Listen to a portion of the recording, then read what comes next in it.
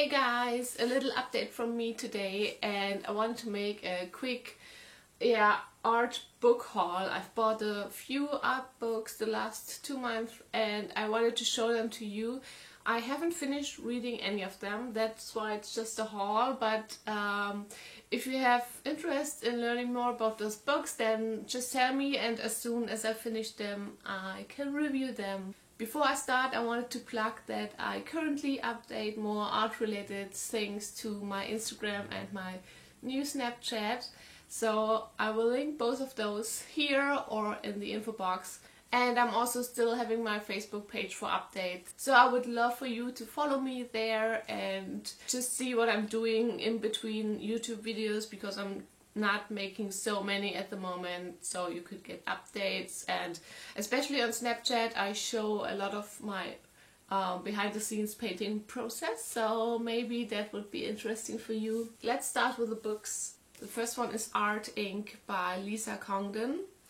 Lisa Congdon is an illustrator. The book's The Essential Guide for Building Your Career as an Artist.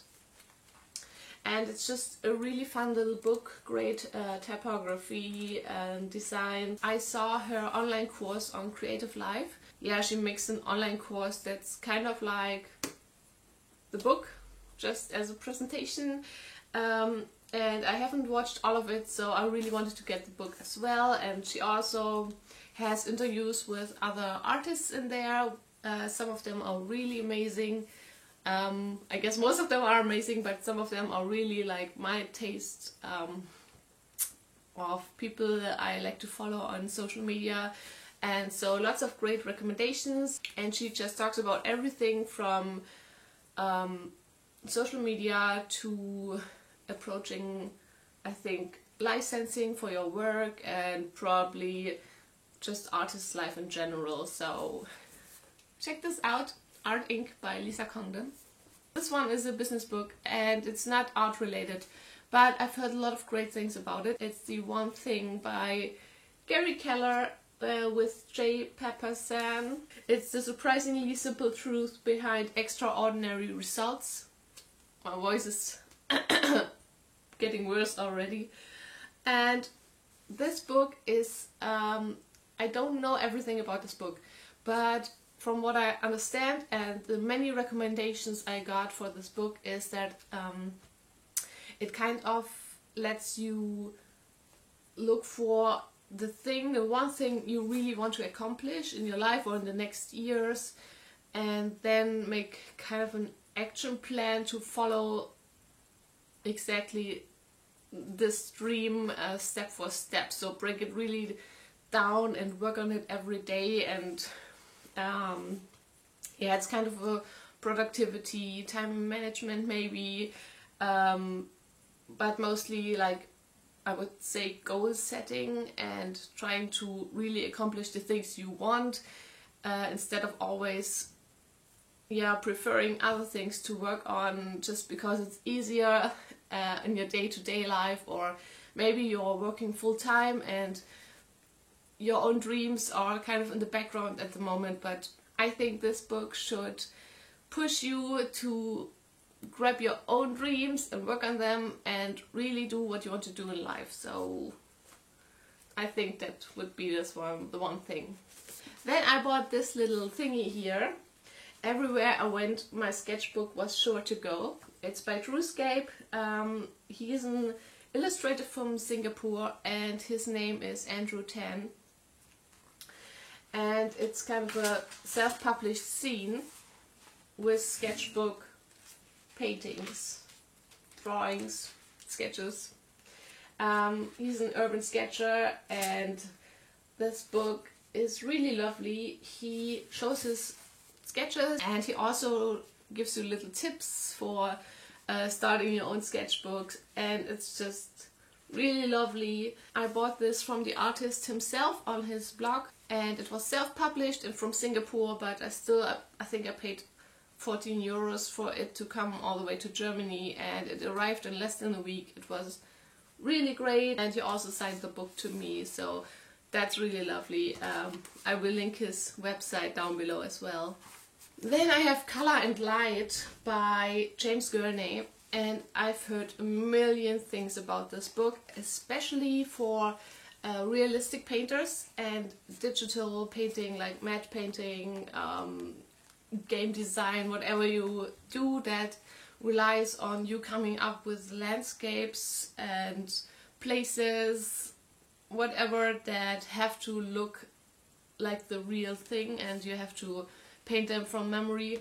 And this book's just chock full of information. For example, here you have reflected light or cast shadows, indoor electric light. So it shows you all the different lighting situations you can imagine, like backlighting, bioluminescence, everything. And then it gives you a few sample images, and he writes down what's so important about this special lighting atmosphere. For example, if you have an overcast day, is it more blue, is it more yellow, what kind of grey is in the clouds, what kind of shadows does an overcast sky make. And it's kind of like a lightning encyclopedia, but in a fun way. And I think if you paint realistically, you can't do anything wrong with this book. I've already marked a lot of pages, and you also have lots of images, so this one is really amazing. And then I wanted to have an abstract art book that is kind of full of ideas of what you can do. This is Abstract Art Painting by Deborah Stewart, and it's a bit like a how-to book, but not like do this thing, do that thing. More that she gives you some exercises to think about, or for example, try to paint in a special mood, like an angry painting or happy painting, and just things to think about, to incorporate in your art practice. And she also talks about how color influences your paintings. I haven't read a lot into it, but it looks really promising. Another abstract painting book I bought is Abstract and Color Techniques in Painting by Claire Harrigan.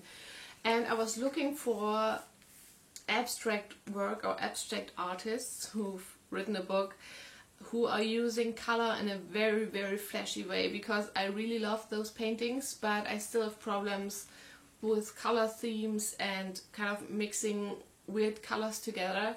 And I found her book, and I've never heard of her before because she's not very active on the internet, but her paintings are amazing, and I've marked up so many things already. She's just using a lot of color and a lot of color contrast, and it's just so amazing.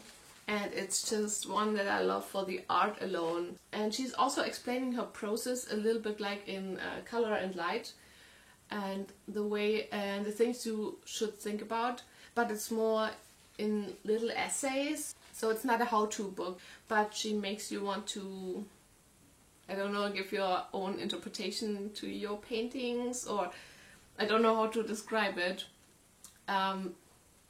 It's more like listening to a lecture of a great artist and then taking the things from it, but she also gives tips, and this is a really great book. Like I said, I've never heard of it before. Abstract and Color Techniques in Painting, Claire Harrigan, but I can really recommend it if you're an abstract painter who either paints with a lot of colors, or if you paint those abstracts that are still, so it's not fully abstract, you still have a motive, but you abstract it. Okay. And the last book for today is The Artist's Guide: How to Make a Living Doing What You Love by Jackie Battenfield. This is like a big book. I only got it yesterday, so I haven't looked into it, but I would say it's mostly about getting your work to collectors. So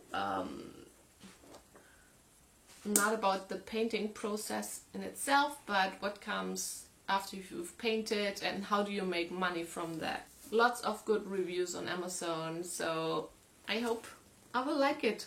I hope you liked my little book haul, and I would be very interested in recommendations for great art books, especially concerning abstract painting or making your living as an artist, creativity in general. anything besides Big Magic by Elizabeth Gilbert, because I didn't like that book. I know everybody does, but yes, maybe I will do a video about this one. Okay, I have to go. I'm going urban sketching today with a friend of mine. I found about the Urban Sketchers community in Germany, so I'm super excited. See you soon, guys. Bye bye.